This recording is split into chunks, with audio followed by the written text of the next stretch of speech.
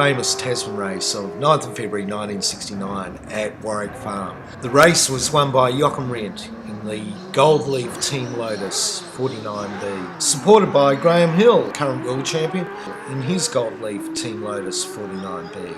In the Scuderia Veloce 246 Ferraris were Chris Amon and Derek Bell. Piers Courage was in the Frank Williams Brabham BT24. Also in the race were the Alec Mildren racing pair of Frank Gardner and Kevin Bartlett. This race is notable because Rindt just pulverized the opposition that day. This film was made the day before the main race. Commentary by a very young Will Hagen. Around the pit area you can see the various cars, the oil company vehicles, all the sort of backup that goes into this racing world. And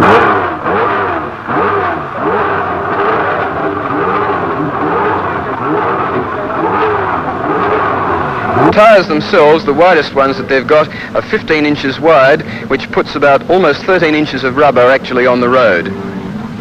Being driven the way these chaps are driving them, they'd be pretty well useless after one race, particularly a long race such as the 100-mile. The Tasman Championship cars, they comprised 3 V8 powered Lotus, or 2 Lotus cars, but all powered by V8 Ford motors, and one of them was a Brabham chassis. That was the car being driven by Piers Courage. The 2 Lotus chassis cars were being driven by Graham Hill, the reigning world champion, and by Jochen Rindt, the young Austrian driver.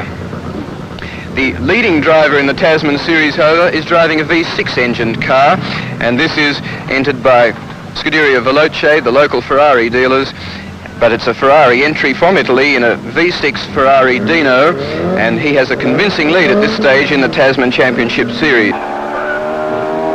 Graham, with the developments with wings and so on this year, how do the motor cars feel? What differences does it make to them? Well, it just gives you more road holding. You get much better grip from the tyres. They're being pressed down onto the track, and so you get more grip and higher cornering speeds, and the car does feel just that little bit more predictable and more secure, funnily enough. And do you feel that these solely account for the vast improvement in lap times this year, or are other things responsible too? Now, there's the normal development of the cars and, of course, tyres. So we've got a number of factors. I think there's a little bit more power. There's definitely better tyres, better chassis and suspension design, and of course the wings. But I would say that if you were to choose one that contributed mostly, it would be the wings. Drivers themselves predicted a big decrease in lap times such as we've seen in the first practice period today, and this is due to the wings keeping them down through the corners. It also enables them to go deeper into braking areas and just sort of adds to general stability. It just makes the car feel safer and the drivers feel more confident about pushing harder. They'd probably be worth a second or more lap round here. Graham, you've got some young chaps to chase in the next practice session, namely your teammate Jochen Rindt and Chris Amon. How are you going to go about this, and do you think you can equal their times?